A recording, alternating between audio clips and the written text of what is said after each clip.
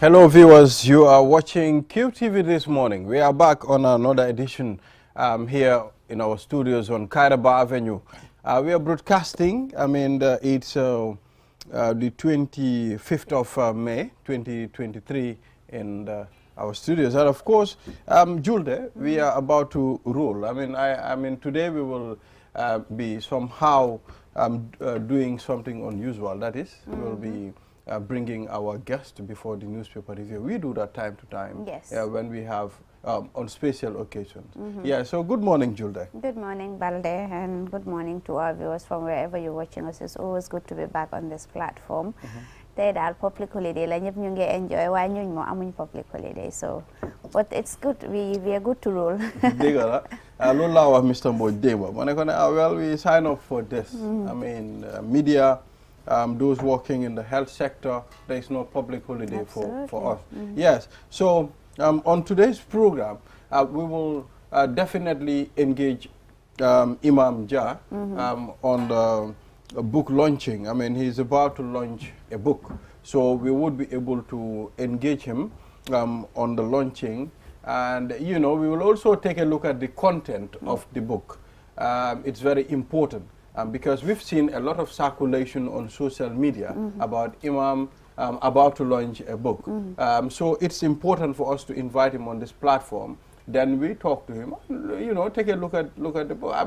I think we will find quite interesting things, on that book, Julde.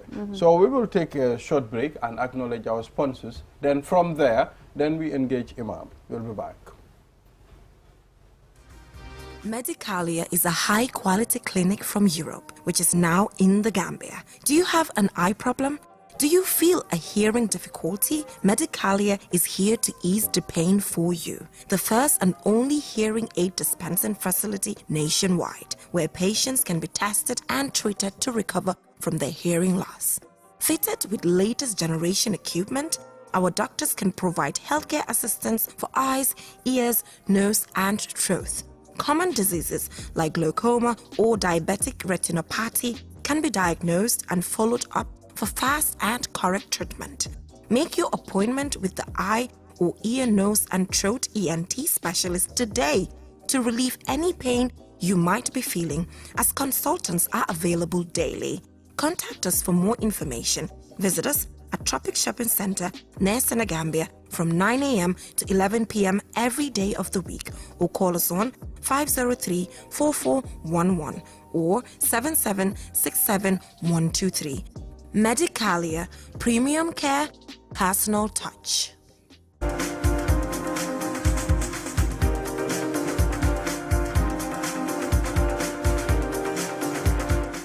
Thank you. We are back, and this is QTV this morning. Like I said before the break, we will be engaging Imam Jah. He's about to launch 3 books, and it would be very important for us to know the content of the books, and the importance, and of course what strategy and how long have he been writing. So these are things that are very important. Imam ñu ngi laa dalal si programme bi ñu ne la bismillah. jërëjëf Mr. Weltare soxna Julde ñu ngi leen di nuyu di leen sant bu baax ci dalal gi ngeen ma dalal ci suba gi di sant kër gi yëpp di nuyu waa kër gi yëpp di nuyu waa réew mi ak bitim réew ñi ñuy seetaan ñëpp. jërëjëf Imam tey nag indi nañ la fii pour ñu waxtaan. Imam nekk na koo xam ne saa su ne suñ ko ne Imam soxla nañ la si télé bi dafa sawar pour ñëw. suñ kilifa la. munoon naa ne mu ngi busy ak dafa jàppa waaye saa su ne suñ ko ne Imam dañ la soxla dee bi jarul sax ñu ko inform sax in advance suñ ko ne soxla nañ la rek dafa ñëw. Imam bëggoon nañ tuuti ñu waxtaan si book yoo xam ne yooyu nga war a launch fan yi foofu si Q-City wax ñu tuuti si book si. jërëjëf Mr. Weltare ngeen jéggal ma nag ci man Mr. Weltare rek laa ko. waaw Weltare moom tabarakallah ndax ci tur boobu laa ko xamee. programme bu saf xorom boobu bu neex boobu nga xam ne topp naa ko ba sonn pour mu invite ma ci waaye still utal na ma sax tengaade bi waaye ba tey non Imam foog rek nga ñëw Weltare ñu waxtaan man il faut ma dem Guinée daal ba gis ndox yi fi muy sottee ko yu rafet mountain yi moom tay Mr Weltare ñu ngi leen di sant bu baax a baax li ñuy dëgmal si ci samedi bi ñëw lay doon incha allahu taala comme ni nga ko waxee ji 27 ci Q City ci 9 ci suba liñ bugg a def mooy ñu wane lenn ci suñuy jéem jaarale ko nag ci bind mi itam jubluwaay bi rek mooy dimbale lislaam dimbale diine yàlla ji ci yenn xalaat yoo xam ne boroom xam-xam yi xam nañ ko nit ñu bari itam dégg nañ ko muy dox ñu di ko jàllawlante léegi ay werante yu bare am ci ma gis ne ni ñuy defee ci suñu programme yi moo xam ci alxiwaar la wala programme mu góor gu mag gi yal na ko fi yàlla yàggal lool te may ko wér ak tal di suñu wayjur di minbaru al nuur niñ koy defee mooy toujours lépp loo xam ne nation bi jullit ñi soxla nañ ko pour mu di leen defar ñu di ci wax lépp loo xam ne tam ab laaj la wala debate la wala lu xalaat yi di uute ñu di ci wax ndax mën a raxas réeni nit ñi jàpp ne lañ fay dugal lu wér lay doon lu jógee ci yàlla jógee ci yonent bi sallallahu alayhi wasallam ci loolu nag ci la ñu jéemoon ba bind boolante lu man ñetti téere bu njëkk bi mu ngi tudd bughyatur raghibin fi tamyizi bayna al bid'ati ad-diniyati wa tasawuf al islami loolu li mu namm mooy lii dañ ko def pour càkkutéef nit ñi nga xam ne dañoo am xememtéef pour xam lan mooy innovation ci islam ak lan mooy soufisme islamic soufisme xam nga soo xoolee jamono bi li fiy dox tey kàddu biddaa da ngeen koy dégg toujours ñaareel lu bari ci nit ñi tey loo def ñu ne lii biddaa la lii baaxut lii baax na lii baaxut biddaa boobu nag pour ñu identify ko mooy lu jafe ci diggante borom xam-xam yi dafa am loo xam ne kii dana ko gisee ne lii biddaa la te su waxee ne biddaa la mooy lii sharia wala islam nanguwu ko benn mu ne dafa xaraam wala mu ne dañ ko sib ngir ne daal bokkul ci diine am na koo xam ne moom bokkut ak moom xalaat déedéet lii du biddaa meaning ne l'islam bañu ko ci sharia la bokk ndax biddaa dafa am ñaari meaning soo ko firee literally mooy lépp loo xam ne ci diine literally ci diine mooy lépp loo xam ne dafa sosu gannaaw bu fi yonent bi sallallahu taala alayhi wa sallam jógee loolu biddaa la tudd literally waaye technically mooy li sosu gannaaw bu fi yonent bi jógee ndax islam nangu na ko wala nangoo ko su ko islam nangoo kon loolu nekkatul biddaa dafa nekk biddaa literally waaye nekkul biddaa technically ci wàllu sharia waaw su fekkee ne l'islam nangu ko su boobaa dafa génne ci diine daf koy sànni dafa nekk biddaa literally biddaa technically bon biddaa benn mu nekk biddaa literally waaye du biddaa technically wala mu nekk biddaa literally wala biddaa technically waaw mooy su fekkee li sosu ci diine la dañ koy askane ci diine te diine nanguwu ko kon loolu biddaa la boo xam ne dañ koy sànni su fe gàmmu ndax dinañ very bari good ñu ngi wax ne biddaa xam nga loolu da nga ko dee dégg nit ñu bari da ngay dégg su gàmmu jotee borom xam-xam yi di ci xuloo di coow ñi naan biddaa la ñi naan du biddaa for exemple waaw masala la yu xóot for exemple man maa ngi bokk ci school bi nga xam ne dañoo gis ne gàmmu duhut biddaa wala biddaa la literally waaye duhut biddaa technically maanaam diine nangu na ko te li la koy xamal mooy il faut nga define lan mooy gàmmo soo define lan mooy gàmmo foofu moo lay jox ndax loolu l'islam nangu na ko wala nangu ko gàmmo mooy fàttaliku bés bi yonent bi sallallahu taala wa sallam juddu woon borom xam-xam bu xam ay jaar-jaaram ak i jikkoom ak i meloom di waxtaanal nit ñoo xam ne amuñu xam-xam nga waxtaanal leen pour ñu xam melow yonent bi sallallahu alayhi wa sallam ndax ñu mën koo bugg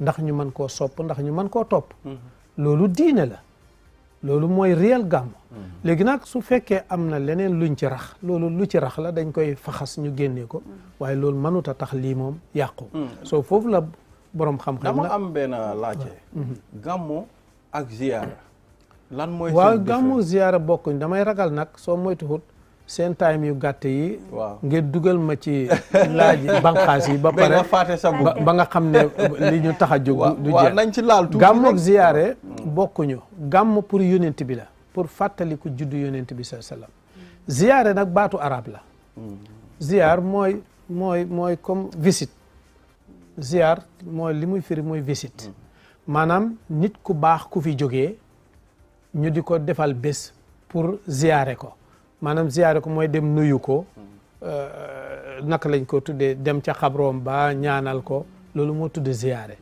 su boobaa itam liñ séntu mooy ku baax kooku war nañoo nettali ay jaar-jaaram ay mbaaxam pour man koo xememloo nit ñi bugg a baax ndax ñu mën koo xemem ndax ñu mën koo roy kon loolu mooy téere bu njëkk bi dama ko def ñaari xaaj ngir li ma bugg a waxtaanee dëgg mooy soufisme li ñoo tuddee tasawuf te loolu suñ ko waxee li ci gën a feeñ mooy meññetam tasawuf mooy tariqa waaw tasawuf lu yaatu la waaye bokk na ci meññetam lu ñuy tuddee tariqa maanaam tariqa meññetam tasawuf la bi ma bugg tasawuf boobu coow li daf ci bare lool dafa am sax ci yenn borom xam-xam yi dañoo gis ne dafa xaraam waaw biddaa la dafa xaraam kenn waru ko am na ñoo xam ne soo téye kuru sax moom yow moom yéefar nga shirk nga da ngay bokkaaleeg yàlla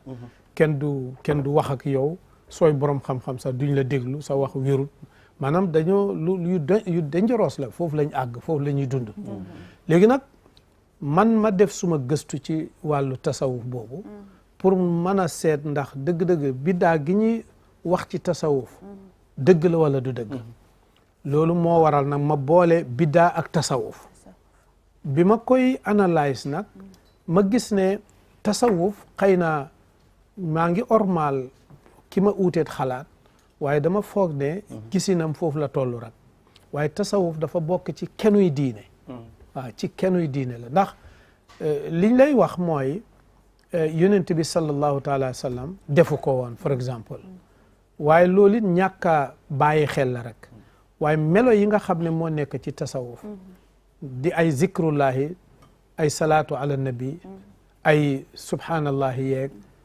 sant yàlla ak sellal sa bakkan bi dëddu àddina du la jaral yenn yi nga xam ne yow yàlla rek ngay jublu loolu yonent bi sallallahu alayhi wa sallam moo ko jiite woon te amul benn sikk ne sahaaba yi ridwanullahi taala anhum ajmain ñoom ñëpp mën nga wax ne melo yooyu amoon nañ ko te sax daf daan feeñ ci seeni ay karamaat yu lay wan ne ñii ay mutasawifoon lañ woon tasawuf boobu nag biñ ko songee song gu metti googu ta soo xoolee ñun tey suñ ñi ñuy tuddee kilifa diine yu baax yi ci Sénégambie ñëpp ci loolu lañ bokkoon ñoom ñëpp tasawuf lañ nekkoon maanaam soo jëlee fii fu la jegeñ fii nii rek nga ne Serigne Maska fii ci Gambia mutasawif la woon nga jël Cerno Baba Diallo Cerno Mama Diallo Serigne Omar Sakho Cerno naka lañ ko tuddee Ibrahima naka lañ ko tuddee waaye boobu ki nekk Bouchra Fay ki nekk Bouchra kilifa googu noonu ñëpp ay mutasawifoon lañ nga seet Cheikh Sidi Hadji Malick nga seet maam Baye Niass ak papaam ak këri diine yëpp maam Borom Touba ñëpp mutasawifoon lañu ñoom ñoo fi tasaare diine ji ñoo tabax zawya yi ñoo tabax jumaa yi ñoo tabax jàkka yi tabax daara yi suñ la jàngalee ba defar la yónni la foo xam ne dafa lëndëm njub nekku fa xam-xam nekku fa nga samp foofa kër nit ñi ñëw nga jàngal leen nii lañ tasaaree diine te kenn gisut jaasi jóg wala tuur deret jóg loolu nag su fekkee dem nañ tey ba am ñuy xoolee loolu bët boobu ne lii du lu baax yéefar la shirk la loolu kon dafa jot pour ñu jóg pour difen loolu nag dëgg la am na ay ñagg-ñagg yu ci xew te l'islam yëpp a mel noonu lépp luy yëngatu rek suñ demee ba mu yàgg dana am ay tilim-tilim yu ci xew waaye tilim-tilim bu gane si liñ war a def mooy ñu fóot ko waaye ñu baxi fa nag cosaan ba moom mu des fa waaye lii dafa tilim ñu ne nañ sànni lépp loolu kenn du ko def waaye nag imam mun ngaa dem ba pare nga xàmmee tam li nga xam ne bokkut si lu fa nekkoon waaw comme tey bu nekkee tilim-tilim ñëw na ba bugg a taxa li nga xam ne moo fa nekkoon am na ñoo xam ne ba léegi xàmmee nañ lu fa nekkoon waaw ak li nga xam ne ak moo gane si waaw dafa gane si loolu nag la ñuy leeral mu ngi mel ni l'islam biñ nekk nii xam nga lépp dëgg la waaye soo demee tey ci nit ñi ni ñuy jullee nit ñi ni ñuy ooree nit ñi bëri na ay tilim-tilim yu fa ne yoo xam ne bokku ci am ñoo xam ne nit jigéen ñi ni ñuy ténjee nit ñi ni ñuy miraase yëpp te pio diine la waaye am na tilim-tilim yu ci dugg ndax da ngay wax ne comme que dafa tilim dañuy sànni lépp déedéet duñ sànni lépp nañ xool tilim-tilim ñu génnee ko sànni ko li ci baax ñu bàyyi ko fi soo man dama teg ne comme aada comme ñun suñ aada yi tamit moo bugg a yàqal diine bi waaw te am na ñoo xam ne yu bëri ñu ngi koo def aada la waaye dañ ko dee takkale ne lii diine la waaw loolu moo ñu sonal loolu dafa mooy tilim-tilim yi may wax rek ndax aada moom du diine aada du diine waaye diine mun na ko accept xam nga aada diine daf fi fekk aada parce que aada mooy baax mooy li nit ki baaxoo li nga xam ne mooy li nit ki baaxoo di def daal diine bi mu ñëwee fu mu dugg rek dafa fekk aada nit ñi ñu ngi am seen aada waaye diine moom kola la dafa ñëw xool aada bi ban kola la amee ndax niroo naa man suma kola yi diine adopt ko jël ko su fekkee niroowut ak kolam bi mu sànni ko su fekkee dafa am tilim-tilim yu ci ne mu defar ko par exemple bi yonent bi sallallahu taala wa sallam ñëwee makkatal mukarrama dafa fekk kaaba gi daf ko fa fekk dafa fekk nit ñi di ko wër dégg nga ba mu ñëwee waaye nañ ko doon wëree def ay yarami neen di wëliis di tàccu di def yëfi caaxaan mënoon naa wax ne waaw comme que lii ay caaxaan la kaaba gi boo ko kenn wërati waaye deful loolu l'islam dafa ñëw ne nañ continuer di wër kaaba gi waaye wërin bañ ko doon wëree nañ ko soppi di ko wëree léegi nii ngay solo lii ngay wax fii ngay laal lii ngay defee soo loolu noonu la diine ci fu mu mos a dugg dafay fekk nit ñi am seeni aada mu jël li ko ci neex li ci niroog moom delloo li nga xam ne waaw am na solo ñu focus si book launching kon boobu mooy téere bu njëkk bi téere bu njëkk bi nag maa ngi ci attach ay papers maanaam yoo xam ne conferences yi nga xam ne bokk naa ci def naa ko ci internationally nga xam ne su ma ko doon xool mun naa wax ne lum tuuti dina ma 20 international conference yoo xam ne bokk naa ci different countries ba pare ma joxe ci paper bindi ci papers yooyu it am na yu ma ci tànn yoo xam ne topic yu am solo la ma attach ko ci book bi nga xam ne moom lay waxee book bi daal book bu yaatu la ci wàllu tasawuf wax naa ndax tasawuf islam nangu na ko ak fan lañ sukkandiku ne islam nangu na ko wax naa itam xalaat yi jiitu woon tasawuf yi niroog moom te duhut ko yooyu leeral nañ ko wax ubbi naa ci it bunt pour wane ne bokk na ci meññetu tasawuf tariqa ma jël tariqa tijaaniya joxe ko exemple ñoom seen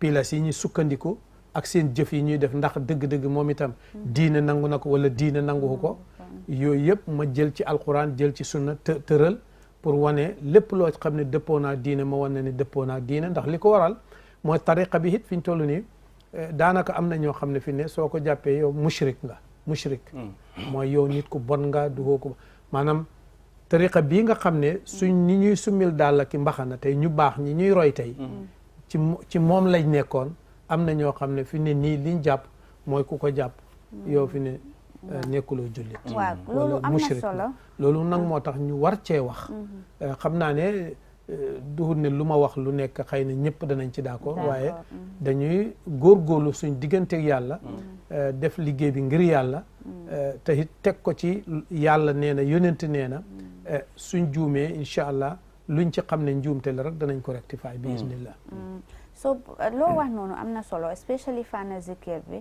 because man dama dee bugg di def loolu noonu often waa dang di gis ne comme often time soo ko def ni ñi dañ laa laajte ndax tijaani yàlla wala def lan loo day def zikir zikru la yeah so waaye dañ la dee laajte ndax da nga jàpp dama dee laajte comme ñeneen di wax ne xanaa yow kan moo la tiyel comme kan moo wax nga def lii wala kan ban ustaas moo la jàngal luñ ko dee defee wala ndax foo nga duga si I don't know foo nga def maanaam ndax da nga jël wirda waaw comme dama dee jaaxle dañ dafa am ñaari mbir yu ñu war a teqale mooy soufisme in général ak tariqa wax naa leen ne tariqa meññeti soufisme la nit mun naa nekk soufis te doo jàpp benn tariqa waaw soufisme du dara lu du suluuk la mooy ay melo la yoo xam ne da nga ko bugg a mel maanaam da ngay socc sa bakkan bi ba lépp loo xam ne feebar la da nga ko ciy génnee génnee ci feebaru rëy génnee ci feebaru kañaan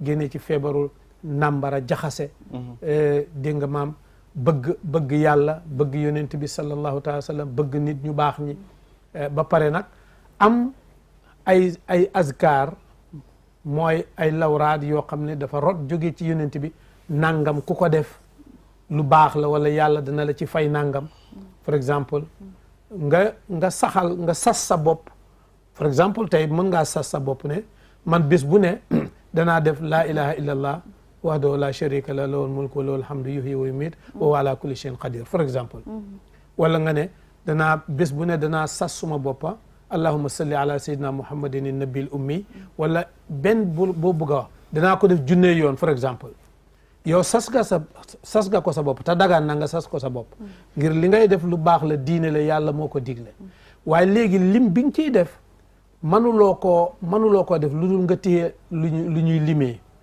for exemple tawsan mënuloo koo def nii te doo téye kurus gu ñuy limee kon mën ngaa amee sa kurus fekk ne yow da nga am loo sas sa bopp lim boo sas sa bopp te mënuloo koo def lu dul ci kurus soo sañ nga ko te it lu baax lay doon loolu na bokkut ak tariqa bi tariqa brand la dafa am jaamukati yàlla nit ak yàlla koo xam ne daf doon uti yàlla ba yàlla wan ko boppam miinut yàlla wane jëmmam ak nangam déedéet mooy lim buggoon yàlla defal ko lim doon ut ci yàlla wan ko may ko léegi nag loolu mu ko mayoon ba pare nag jox ko ndigal ne mën na koo jox ku ko neex waaw maanaam am na ci ndigal pour jox ko ku ko neex léegi nag yow nga bugg loolu ci man ma jox la ko loolu mooy tariqa bi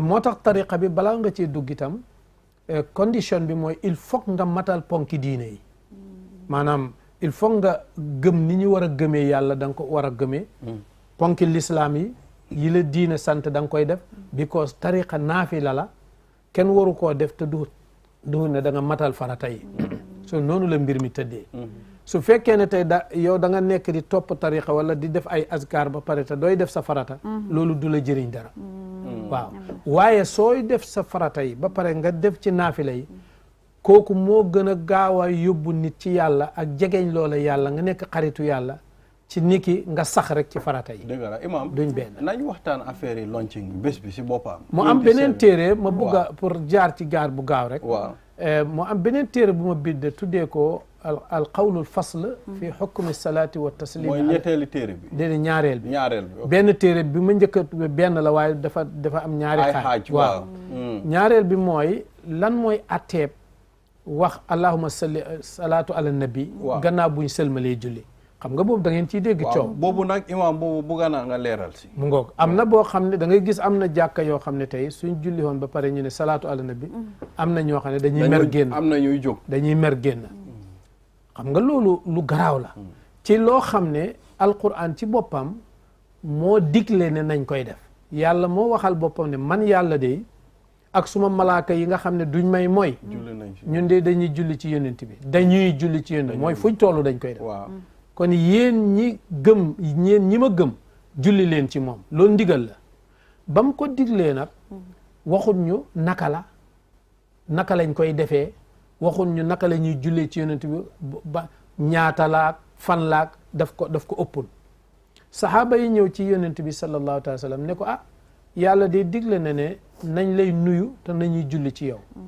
xam nañ nag naka lañ lay nuyoo waaye naka la ñuy jullee ci yow mu ne leen wax leen ne allahumma salli ala muhammadin wa ala ali muhammadin kama sallayta ala ibrahima wa ala ali ibrahima ba mu jeex kon ndigal la lu jógee ci yàlla yonent bi saxal ko waxit ci hadis yu bare képp ku julli ci man yàlla dana julli ci moom fukki yoon for exemple kon képp ku julli ci man it ma fay la kon loolu lu baax la léegi ñun nag ñu baaxoo fii ci Gambia te muy loo xam ne ñëpp a ko waroon di def suñ jullee ba pare waxtu wuñ tànn la ñu ne nañ julli ci yonent bi sallallahu taala sallam am ñoo xam ne ñu ne loolu biddaa la because loolu yonent bi sallallahu taala sallam daanut ko def waaw te man sa imam yeneen ni sa dama gis ne comme sometimes nit ñi dañ dee bugg a difficult rek bu nekkee ne yow nga ne julit nga ba pare óolu nga kaamil bi alquran te yàlla moom wax na ne moom ak malaaykaam yi dañ dee julli si yonent bi loolu foog naa ne rek as far as quran bi wax na la ko foog naa war nga ko gëm dem naa ba si armeel yi sax soo demee ñu ne nañ julli si yonante bi da ngaa gis am na ñi nga xam ne dañu jógee ñu dem taxaw fële dafa am ñoo xam nga man nag damay respect ku nekk sa déggin waaw waaye ku nekk damay jàpp ne sa déggin noonu la toll man nii laa ko déggee keneen itam loolu la wax d'accord ma ak moom ci li tax ñu bugg koo bañ ne yonent bi defu ko woon ndax li fi yonent bi defutoon tañ di ko def te yow mi koy weddi sax nga di ko saxal dafa bare lool yonent bi bindut alquranul karim alquran yonent bi bind ko waaw te bind nañ ko te yonent bi defu ko woon soo li fi yonent bi defut daf tey di ko def tey dafa bare soo kon yonent bi defu ko woon nekkut dalil pour sànni dara wala pour saxal dara ok bon boobu mooy ñaari ñu ne ñu laal ñetteeli bug bi ñetteel bi ci lu gaaw waaw moom amul wax ju bare moo di ne maa ngi ko tuddee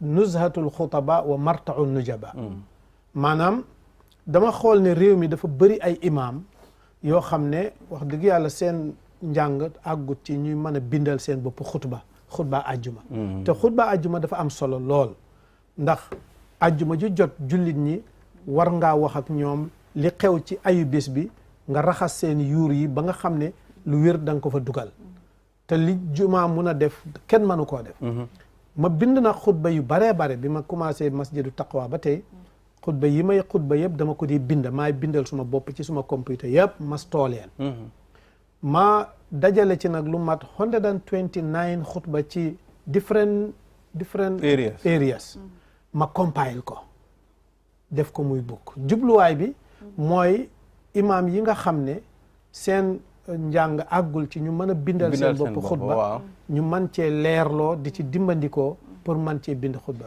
te xutba gi ci boppam itam masala yu bari mu nga fa because lu may wax lu ne dama naan yàlla nee na yonent nee na te li ma ciy wax mooy ay problème yuy xew ma bugg koo solve sukkandiku ci alquran ak yonent yooyu daal mooy ñetti books yi balaa ñoo dem rek nga wax ñu si tënk rek ndax book bi ñaata ay books yi ñaata chapter lañ am tamit ndax English version moom fa pour ñu ñoo xam ne unfortunately amul English unfortunately xam naa ñu ñaan yàlla suñ ko loncee ba pare ñu jéem nag pour ñu bëri laaj nañ lii jéem te luñ ci mën a translate ñu translate ko waaye Arabic version rek dafa am solo waaw nañ focus si bés bi 27 la ñan la ñoo expect pour ñu ñëw ñu attend launching bi balaa ñoo tàggatoo ñëpp nag ñi mboolem kilifaay diine yi la ko dalee ci imaamul akbar ba ci suuf Supreme Islamic Council ba ci suuf mboolem kilifaay aada yi la ko dalee ci head of state ba ci suuf ñëpp ki nga xam ne nag mooy lonca bi mooy suñ wayjur di professeur docteur Omar Dia di ñaan yàlla mu yàggal ko fi lool ànd ak wér ak tal incha allahu taala noonu lañ ko bëggee waaye oote bi dafa ubbeeku waaw képp ku ko dégg rek you are welcome. dëgg la waaw amul jot nga kaat jotuloo kaat. mbir mi dafa ubbeeku. mbaa invite nga QTV pour ñu ñëw. mbaa ñun QTV ñoom ñoo koy cover. incha allah dañ soxla invitation de. déedéet yéen QTV soxlawul invitation QTV ñoo ko moom. because loolu moo tax ma di la tontu sax. ci sa wax bi nga tàmbalee ne imaam moom saa yuñ ko soxlaa. waaw man fii suma kër la maanaam man nit ñi man la ñuy dimbale waaye man dimbalewuma kenn. kon ku ma wax kaay nii dafa mel ni. man ngay dimbale. dëgg la moo tax ñun incha allah ñun fii mooy suñ kër mooy suñ lépp daal. waaw jërëjëf thank you. bug yi de xam naa dañ koy wanteer daanaka maye la. waaw am na ci bu benn bi 300. 200 100. imaam loolu cib na di. wallaay te bug yu mag la waaye dafa am waay yàlla yu baax yoo xam ne ñoo sponsor. waaw affaire bug bi waaw. so moo tax ma bugg même fay bi sax liñ ciy jublu mooy. ndax pour bu édition bi jeexee ñu mën koo defaraat. waaw loolu moo tax li ñuy fayeeku pour loolu la waaye bu dootoon loolu dañ koy. may rek nit ñi. jërëjëf thank you very much Imam kontaan nañ trop. We are looking forward to a successful launching, inshallah. Wow, jërë ngeen jëf lu ñoo def mooy we'll take a short break. After the break, then we'll do the newspaper review with Mr. Ade. We'll be back. Do your banking the smart way with the new Ajibank mobile app. Transfer money to any bank account in the Gambia. Top up airtime for all networks. Pay utility bills. Check your account balance and view mini statements. Request for ATM cards. Request for checkbooks and more in a single touch. So, do your banking in a smart way. Do your banking now with Ajibank mobile app. Every time is banking time. Ajibank, your investment partner.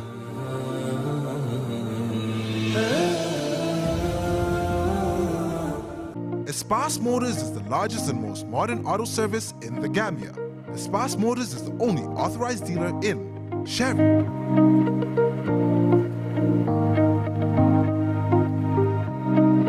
Mercedes-Benz trucks, Mercedes-Benz buses, Kia, Ford, Futon Mini and Midi buses, Futon trucks. At Espas Motors, we have qualified professionals who use modern technology to diagnose and repair all brands of motor vehicles. Espas Motor services include auto sales, auto repairs, vehicle painting, availability of high-quality spare parts, towing services. We are reachable at any time. Call Espas Motors on 352222 353-4444 or locate us on the Bertel Harding Highway. Espas Motors.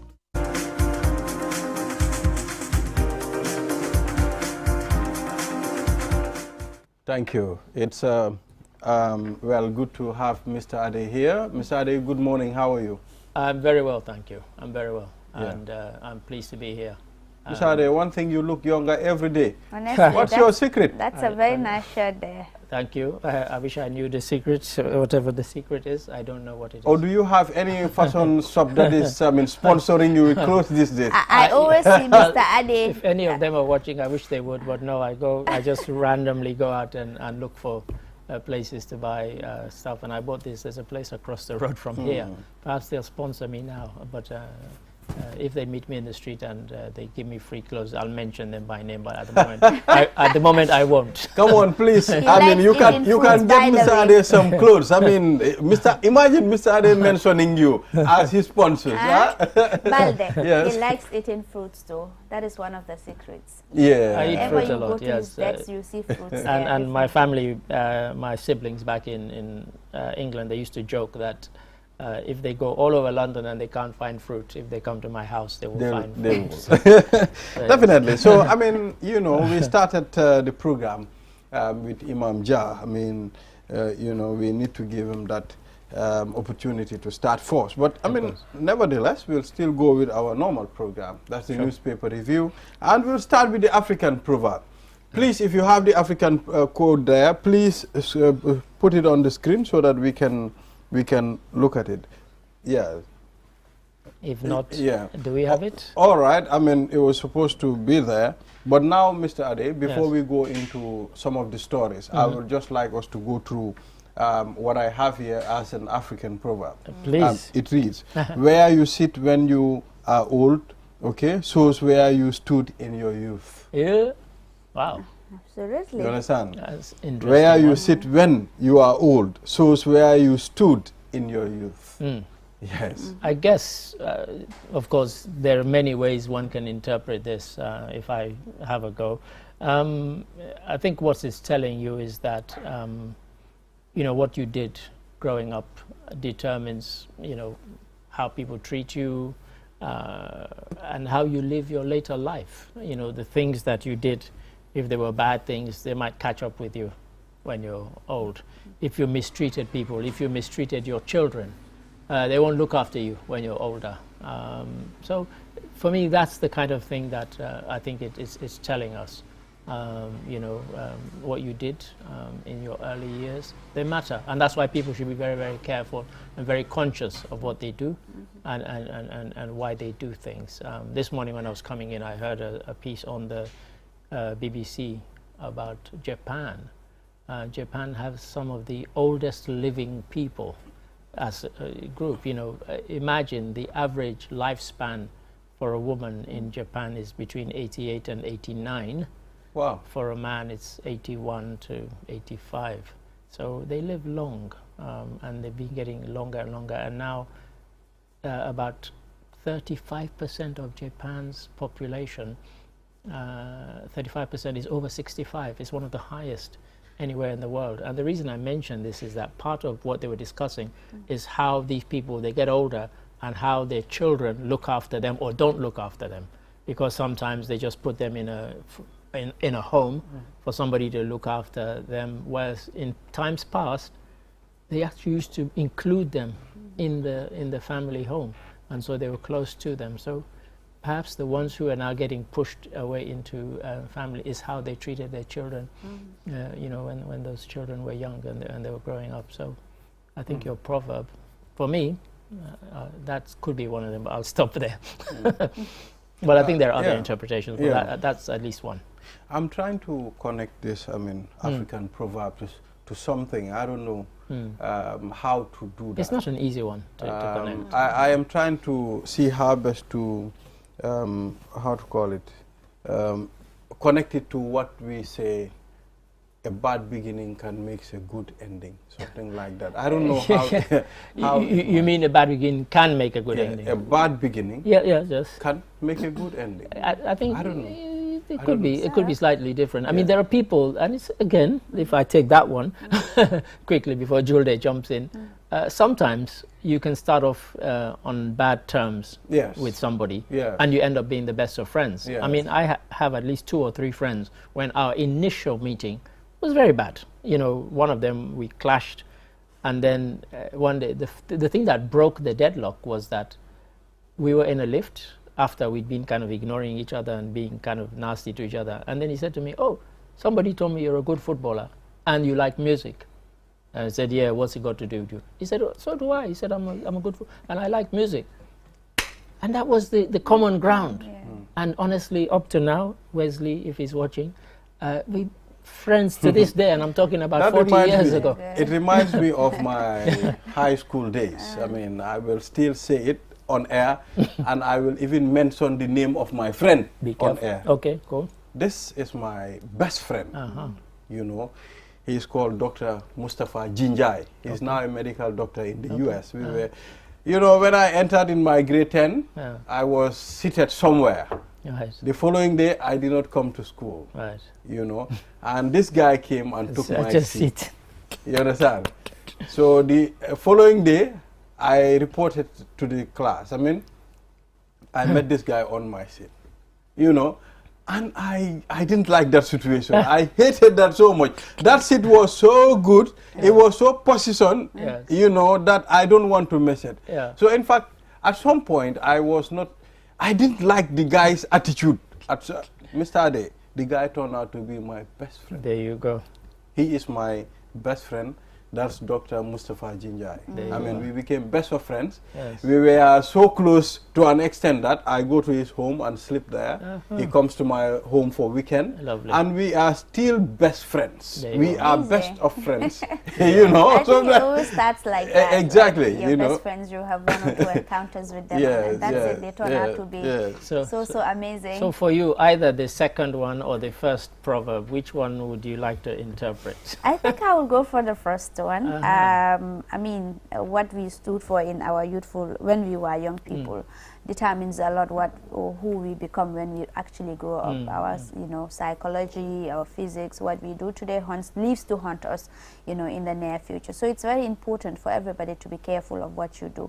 Of course, we are energetic right now. You know, we are young and we feel that we can conquer the world. But whilst we're trying to conquer the world, it's important to know, you know, not all battles are worth conquering. Sometimes you got to choose your battles, those that are worth fighting and those that are not worth fighting. But if you want to fight because you have the energy as a young person, you want to fight all the battles, you end up losing all the battles at the end of the day, and it leaves to haunt you for the rest of your life when you are actually old. I mean, most of these old folks, I mean, you talk to them, sometimes they have their biggest regrets in life. You talk to them like, I regretted this, I wish I could have done better. I mean, I had the energy, I had the passion, but I could not achieve this because of one or two things. I was busy following everything, and at the end of the day I end up losing everything. So it's important for the young folks to have a sense of direction in life, to be very, very careful, particularly with how we deal with people and what we say and do to people. I think that is very, very important for me, like how I deal with people, what I say to people and what I do to people, because I believe that karma is real. Even this morning I wrote that on my status, and some people were attacking. I was like, you know, be careful what you wish for, because what you wish for might not be what is best for you. And be careful how you treat people or what you wish for people, because sometimes you thought like something, you will wish something for somebody, like I will wish something bad for Mr. Ade, but at the end of the day, you know, that thing happened and it turns out to be in favor of Mr. Ade, and it turns out to be a bad thing for me. Blessing in disguise. Exactly. So let us all be careful of what we wish, and the saying goes like, what you wish for is always come back to you in one way or the other. If it is good, it comes back to you. If it is bad, it has a way of going back to you as well. You see, you talk about karma. I'm going to mention something on air that I probably have not spoken about in maybe 60 years. I've never admitted this. There was a guy who used to drive by where we lived at a place called Kissy, just on the edge of Freetown. Kitty? Kissy, K-I-S-S-Y. Oh, I thought it's Kitty. You have Kitty in Sierra Leone. Kissy. And this guy would disrupt our football on the street with his Land Rover, you know. So one day I decided to hide somewhere with a small stone in my hand. I just wanted to annoy the guy, but I threw the stone and it broke his windscreen. I've never admitted this.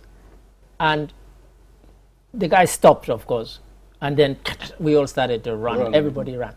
Of course, I, as the stoner, and you knew, I ran into our house, and we had a store, and you wouldn't believe it. I ran into this store, and you know what happened? I stepped on a rusty nail. It went straight through my foot. Believe me, if that guy was wishing any bad on somebody, it was instant. There was blood everywhere. It went straight, a rusty nail. I had to be taken to hospital. They had to give me anti-tetanus injection. There you catch tetanus for yourself. This is it. Karma was instant almost. You know, and that day, that thing, actually what you just said, taught me a lesson, a valuable lesson about not doing bad. I mean, okay, my parents and my grandparents who I grew up with, they always used to tell us that anyway. But that day, it was so vivid and ingrained in my, I thought, you know, this, if I can help it, I will never do bad to anyone. Sometimes it happens. Because it can come back and Mr. Ade, I have done things that I don't want my kids to do. I mean, I've passed through certain situations. I wish my kids don't pass through that. We won't even go there, you but know, I think all of us, I have lost, you know, some time that I wish my kids can use that opportunity and they don't lose that time anymore. You know, so I think these are things that happen. But I mean, you learn the hard way sometimes. Yeah, sometimes. I mean, and they always say that the lessons you learn the hard way are the ones that you retain. If it comes to you easy, you probably don't. But if it's something that was a bitter experience, you think to yourself, I never want to go through that again. I will avoid this, or I will not do that again to put myself in that position or put anybody else in that position. And I think also what you see is that you always think that if I wish good for myself, then I should wish good for somebody else, you know, and you know, that is the kind of thing that should resonate. And you know what Julde said, you know, treat people good every day if you can. Don't be horrible to people. You never know who might be able to help you tomorrow. So yeah. Exactly. Treat people good. You never know what will happen tomorrow. Yeah. So any other interesting thing that we can discuss? The newspapers are not here. Well, I want to discuss the Under-20 World Cup.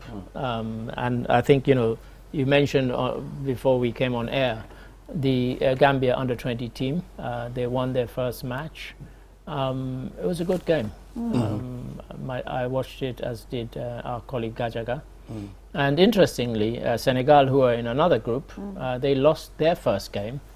And then yesterday they played their second game and they drew with Israel. I think they scored an equalizer in the 81st minute. They were really struggling, Senegal, whilst Gambia looked really, really good in their first game against Honduras, who a good, skillful side, but Gambia were much the better side. Several teams have put on quite impressive performances. And one of the reasons why I wanted to mention it on air is that anybody wants to watch the games live, Gambia's game tonight, yesterday they said it was 5:45, but when I checked the FIFA website today, it said it's 6 p.m. GMT. And it's free on the FIFA website.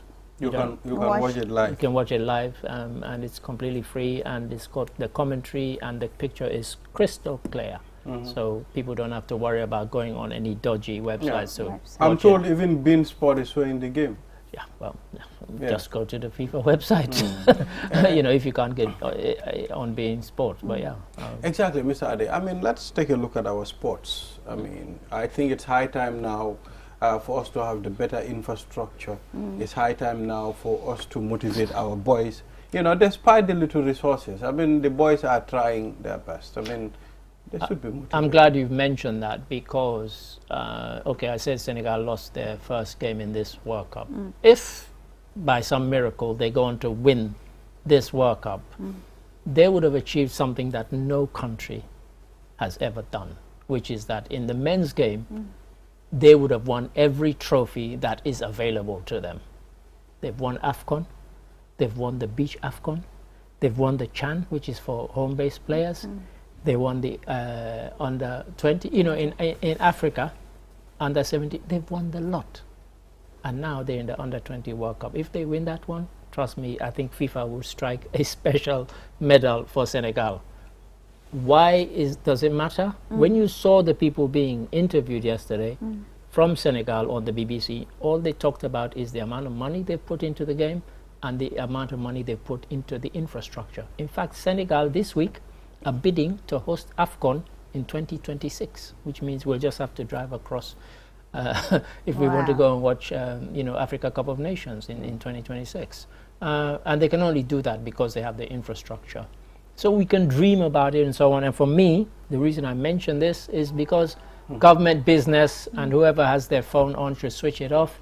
Government business should actually put the funds in to build up the infrastructure. And again, you know, myself, Babukar Sy and others, we keep mentioning the FIFA Forward money. There's $11.6 million waiting for Gambia to use. It's been sitting there since 2016.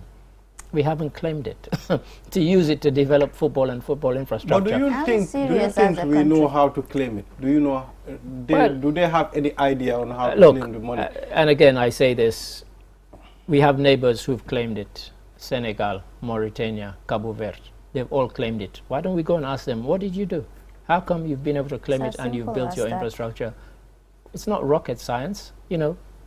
They're all ECOWAS apart from Mauritania. They're all ECOWAS countries, you know, and they're all our neighbors. We can speak to them. They're not going to say, oh no, we're not going to tell you, because we're not taking any bread from their mouths. You know, the money is there for every individual country. Sierra Leone and Liberia and the Gambia are some of the worst ones when it comes to, you know, tapping into that fund. It's been sitting there since 2016.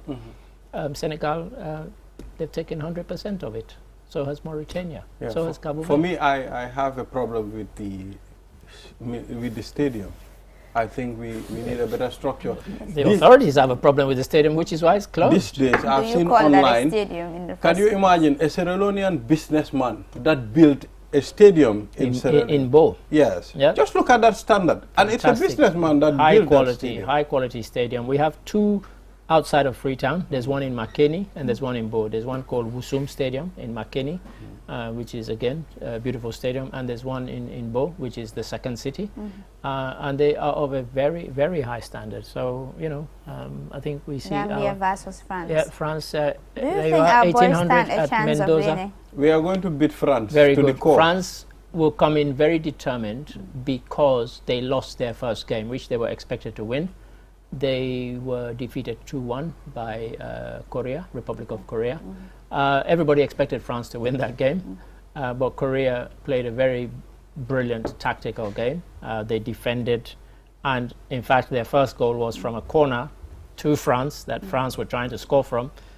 Korea broke the length of the pitch and scored a beautiful goal, and then it was 2-0. Yeah. And then eventually France got a goal back. So France will come into this game determined, because if they lose, they're almost certainly out of the competition, even though they'll have one more game left. Do you know Gambia is coming into this game with knowing that we are playing against France? So we are not going to allow any loophole. We are going to defend and we are going to attack. This is it. You know, when you're playing a team like France, it's not the kind of team that you would underestimate. And so that's a good thing. So you come in thinking these are the favorites to win the group, and they've already lost the match. You know, and the same with Senegal. When they went into that game, imagine it took to the 80th minute before they could equalize. In fact, the goal that Israel scored was actually an own goal by a Senegalese defender. He was trying to clear the ball and he blasted it past his own keeper. But they really struggled in that game, Senegal, and yet they were among the African teams that everybody thought would do well. So we've had Tunisia have done well, Nigeria have done well in this competition. And if anybody's not been watching, you're missing a lot, because there's been some brilliant football.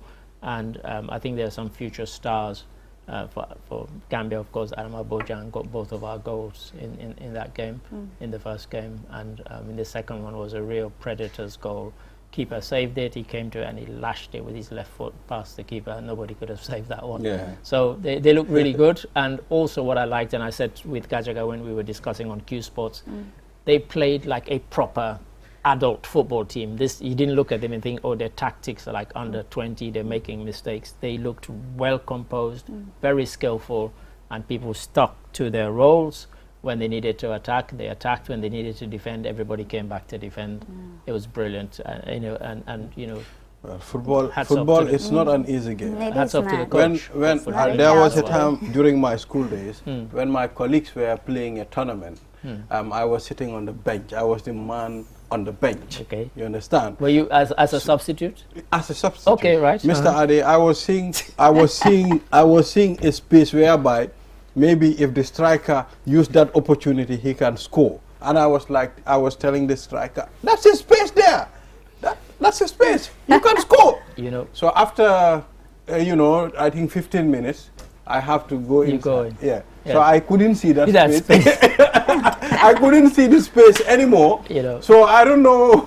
I mean, football is not an easy game. Football is one of the easiest games to play sitting down. You know, you and I will watch, and we will see a manager, if it's Pep Guardiola or Jurgen Klopp, and we will be blasting their tactics as if we could do better. It's you know, it's an easy game when you're not on the pitch. You're absolutely right. So yeah. So Mr. Ade, I think that's all we have. Okay, cool. And you know, we are glad Yes. You know, despite the public holiday, your busy schedule, we all understand, Mr. Ade, it's busy editing scripts. I mean, so editing scripts. You and, know, if our colleagues from the Maritime are watching, the documentary is almost finished. Oh, really? Finally. Well, we can't wait to see that documentary. And let them feature it on QTV. It will be. It Yes. will be. Yes. All right, Jules. So I think we'll take a leave of Mr. Ade. Pleasure. Yeah. So Thank you. viewers, will take a short break. After the break, we'll do the click segment with Churchill Balde. I mean, it's a long time we didn't have entertainment on this platform. And, you know, today we will. It's public holiday, you know, chill with your families at home and, you know, enjoy. What we'll do, we'll take a short break. After the break, we'll be back. Espas Motors is the largest and most modern auto service in the Gambia. Espas Motors is the only authorized dealer in Sherry,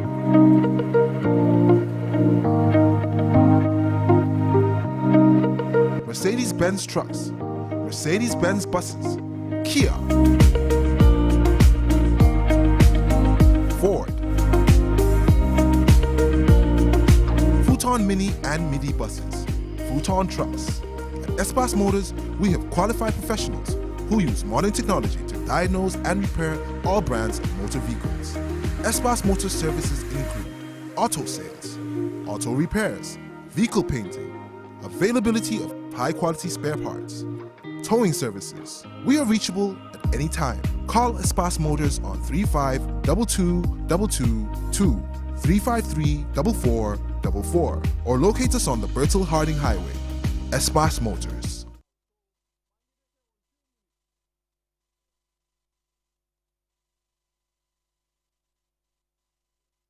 Espas Motors is the largest and most modern auto service in the Gambia. Espas Motors is the only authorized dealer in Sherry,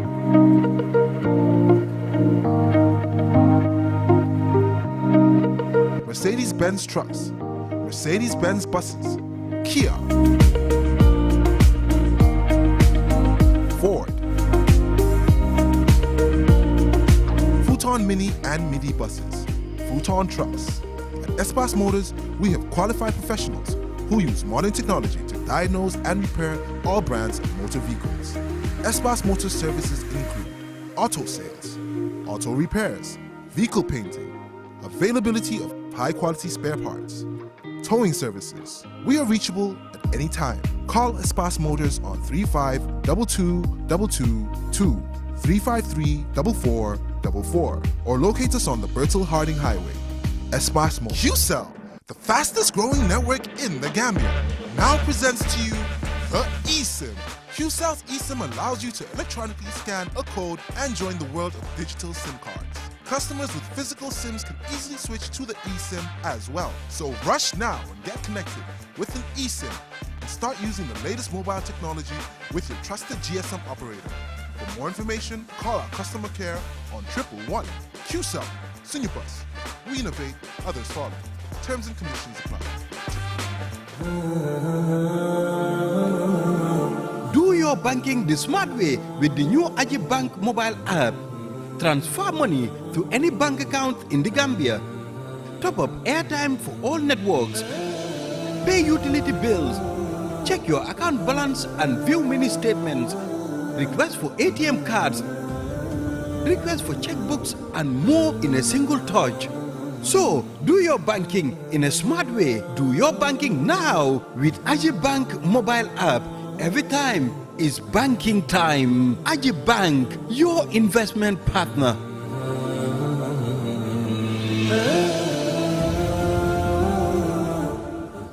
QMoney is back again with its easy-to-use, secure and convenient mobile app that allows you to carry out all your transactions. No matter where you are or what time it is, you can always access your funds. With the new QMoney app, you can cash in and out, buy credit, buy QPower, shop, make payments, and so much more. You can also send QMoney, pay bills, receive international remittances, and transfer cash to others. Just download the app from your Play Store or App Store and get started. For more information, call customer care on 133. QMoney, Sinu Kalpe. We innovate, others follow.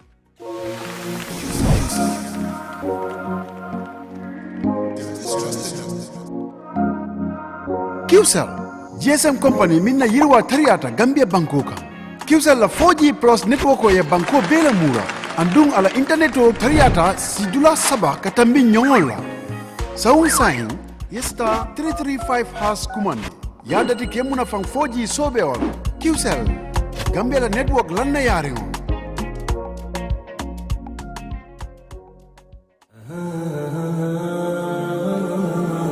Do your banking the smart way with the new Ajibank mobile app. Transfer money to any bank account in the Gambia. Top up airtime for all networks. Pay utility bills. Check your account balance and view mini statements. Request for ATM cards.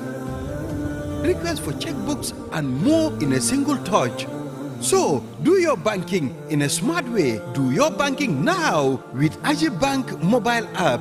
Every time is banking time. Ajibank, your investment partner.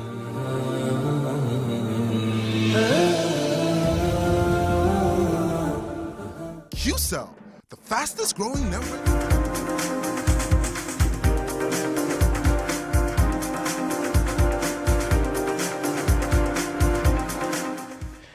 Yes, we are back, and this is QTV this morning. Now, Julde, we are about to do some entertainment. Yes.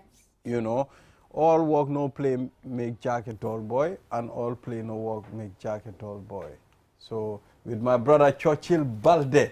What's happening, my brother? How have you been yes, accept my heartfelt condolence. I mean, sure. Yesterday, he lost his namesake. I should have been coming here dancing and all that, but unfortunately, I cannot do that. You're going to keep it basic. Yeah, I have to keep it basic, keep it raw profile. But rest in peace to my namesake. That's my namesake. Anywhere that I go and I introduce myself, people will be like, yo, Hana, yo, Churchill Balde today.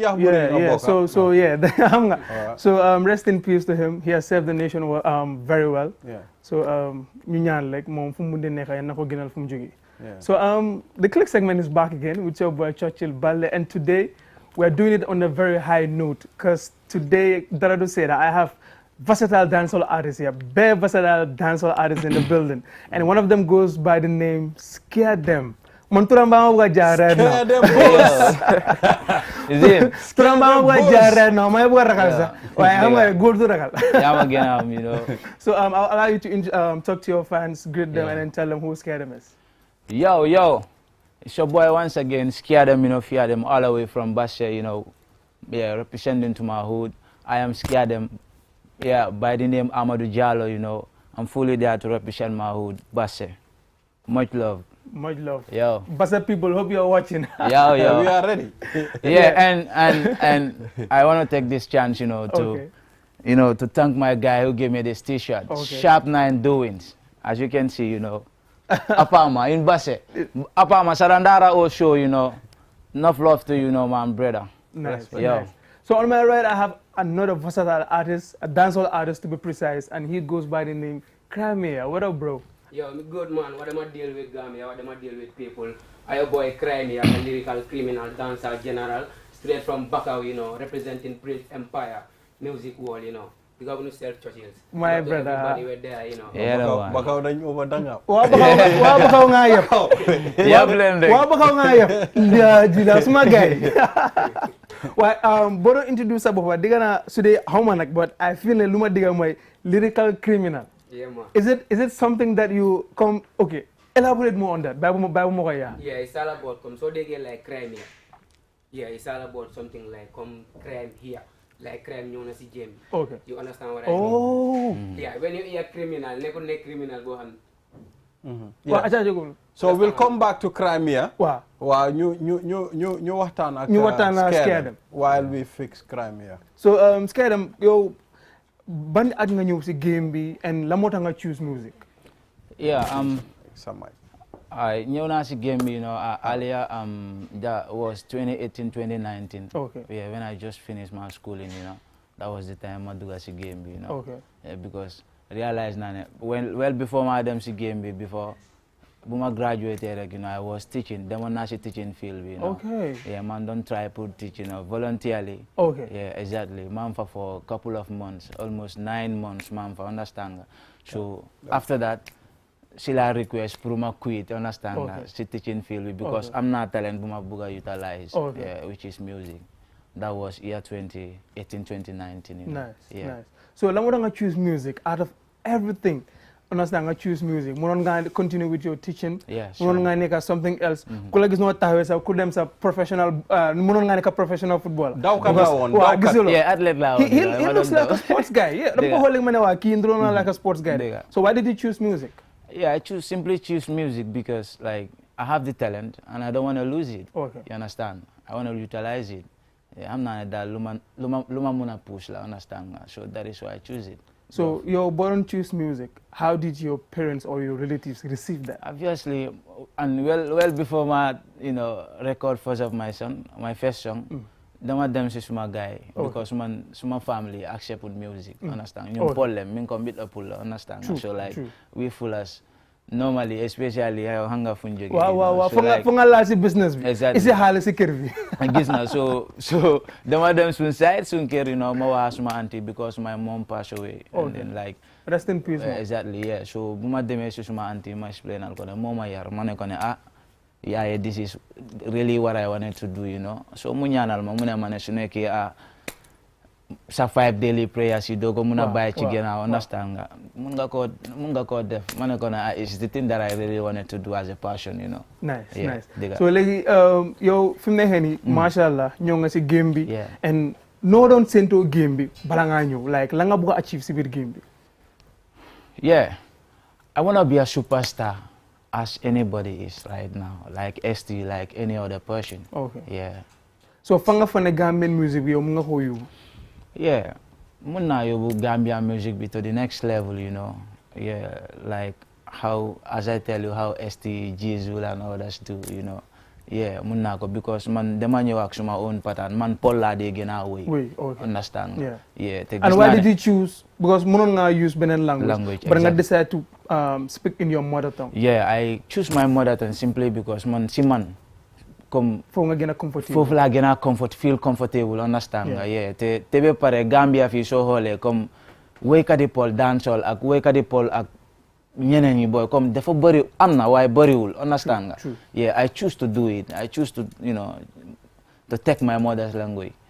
Yeah. Nice. So legi lu ñu def moy let's take a short music break. Okay. Because Gambia right now xam na ñu kumpa bu ga xam ki lu mun, understand? Yeah, ma gina. Wa introduce us a song bi to them. Tell them about your song. Yeah man. Until a time ole sit and feeling blow him before he no humpa dema accelerate ma konka rapa bolem fonka la fitie ma konka for the gaskia hamal ne bomla ndobu ma traitier la just la bimla this year me ardu e anga me golla ha ay bembe fonka me vino hika mi jawai. Hey, John Namai come me fusa. Tigo. Banyi seran ko ñu ñëwaat. Yo. No. Scared them most. You know I'm the down. Yeah. Akim the God.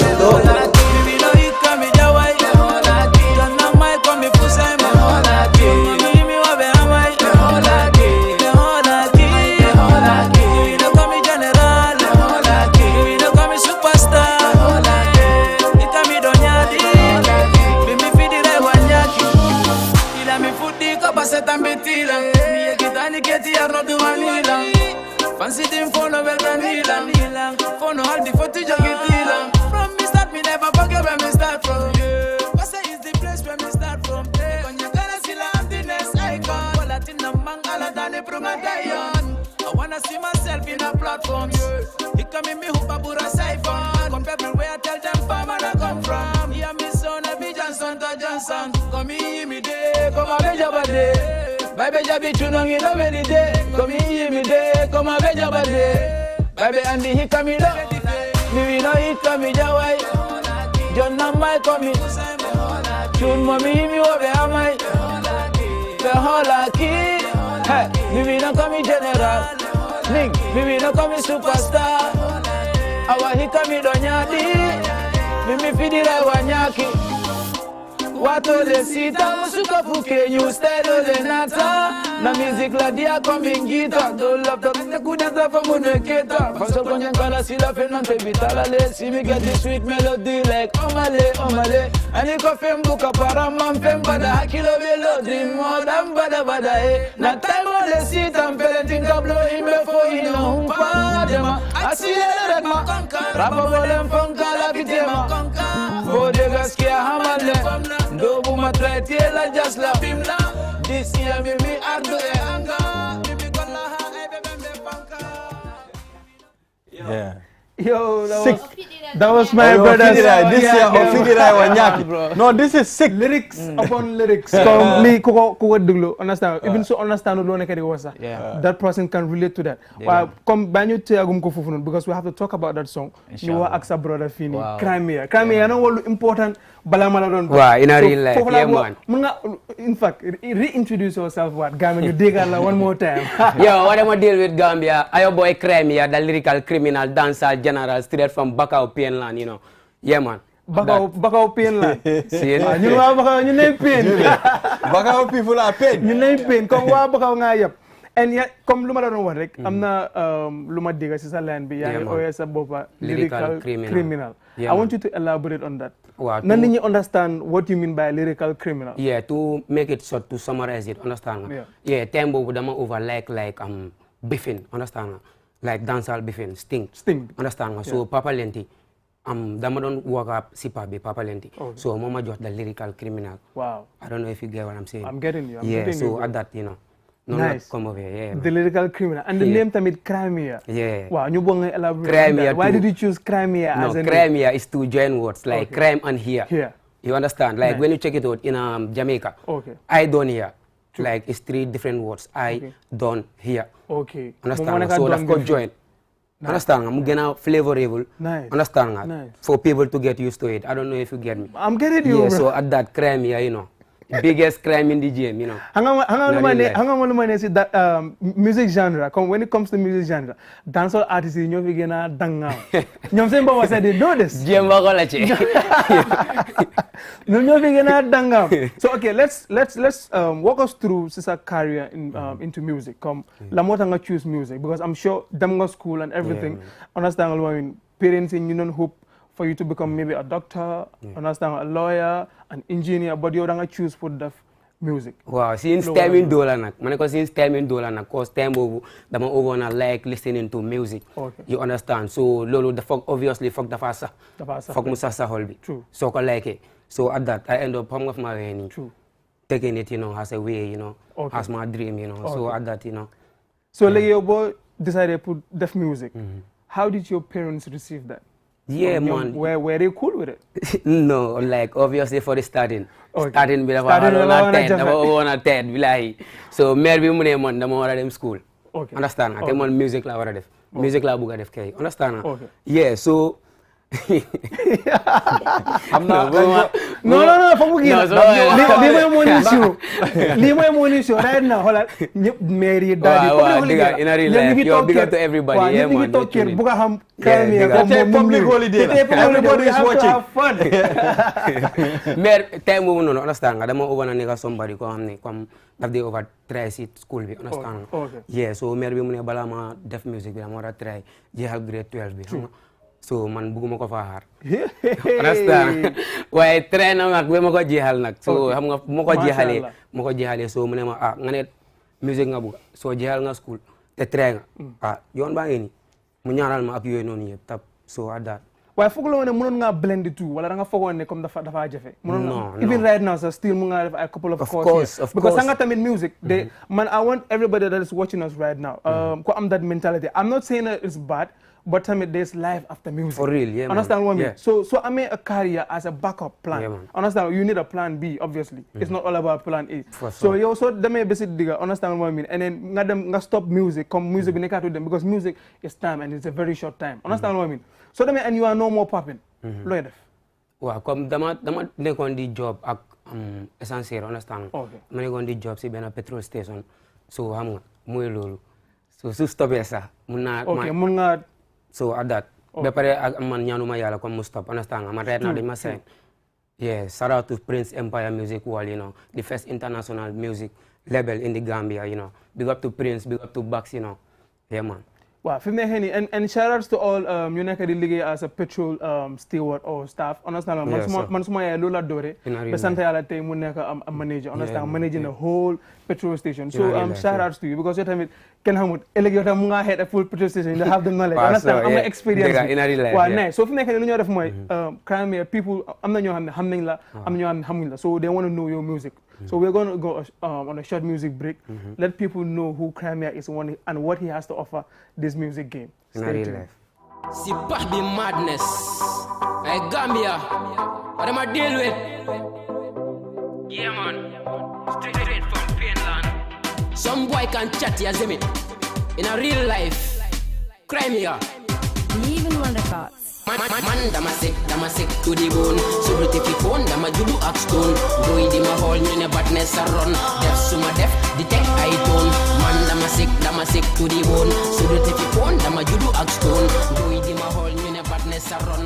Def suma def, detect I tone. Lyrical pele, the lyrical Freddy. Soak away the large alkele. My the big man in the city. Any boy testify me, I go kiddy. Rise, we a rise and a fight, them a fight. Yaga underground since things can eat tight. Yaga nyan yalla pour mutal suma light. Sooner or later that can turn to a light. Man dama sick to the bone. Sulu tepi pon dama judu axstone. Doi di ma hall ñu ne badness a run. Def suma def detect I tone.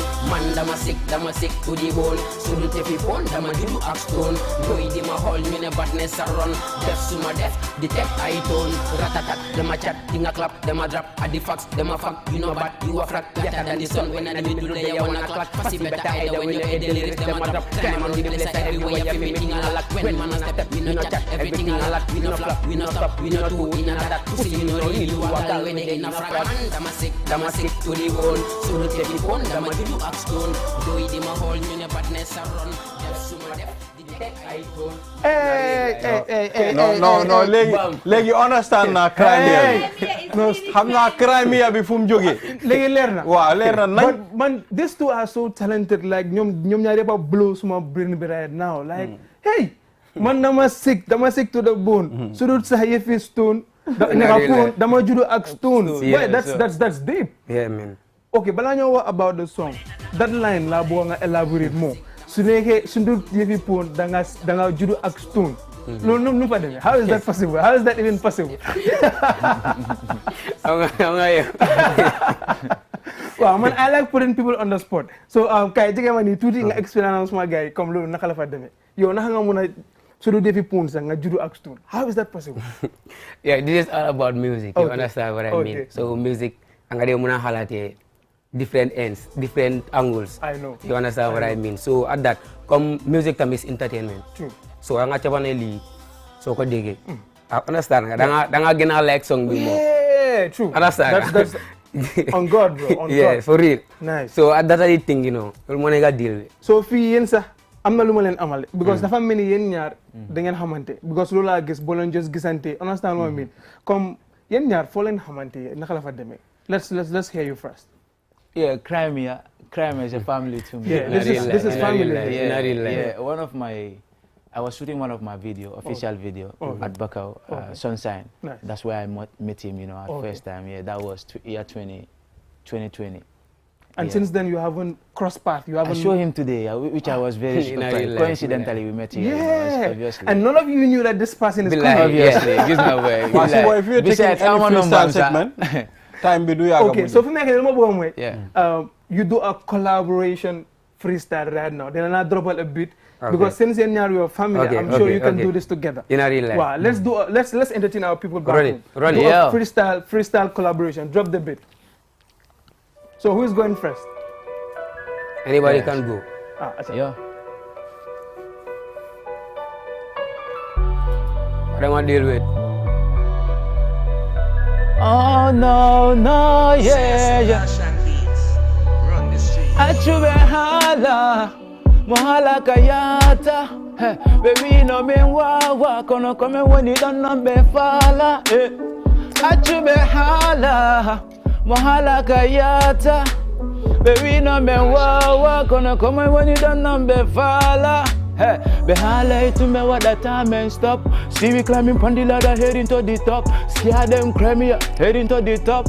Yeah, we are heading to the top. Yeah. Some way no but them a chat, well them a gal.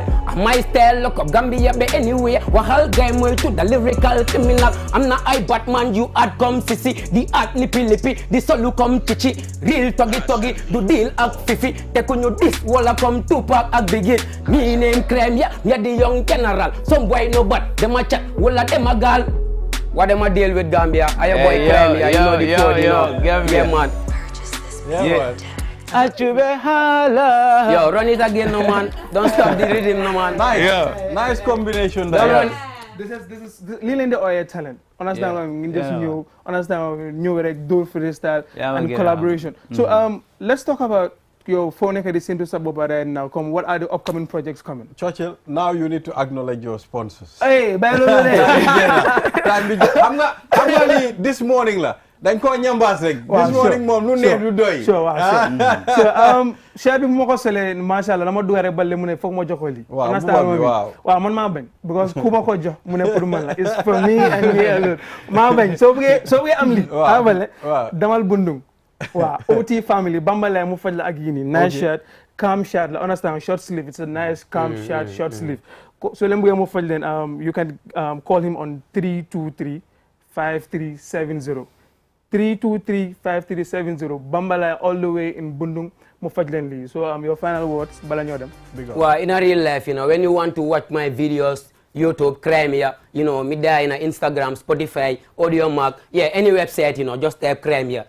They can match up our life in a real life. Big up to everybody. The same thing as well. If you want to watch my videos, go YouTube, you know, search Scare Them Bulls, you know, all the way from Basse, you know the deal. Me there on AudioMac, Spotify, in every social media platform. Every platform. You know the deal, yeah?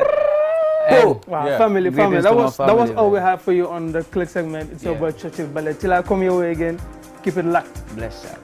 Well, enjoy your public holiday. Until we see you tomorrow, have a wonderful day. Bye-bye.